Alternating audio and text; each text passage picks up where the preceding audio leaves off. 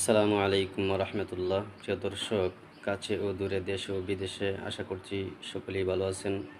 আপনাদের সম্মুখে প্রশ্নোত্তর পর্ব নিয়ে উপস্থিত হয়েছি। প্রশ্ন হচ্ছে, ব্যাংকের সফটওয়্যার বানানো যাবে কি না বা বিক্রি করা যাবে কি না। এর উত্তর হচ্ছে, ব্যাংকের সফটওয়্যার বানানো বা বিক্রি করা উভয়টাই জায়েজ আছে, এতে কোনো অসুবিধা নেই। তো এই জন্য তবে এই সফটওয়্যার থেকে বিরত থাকাটাই সবচেয়ে উত্তম।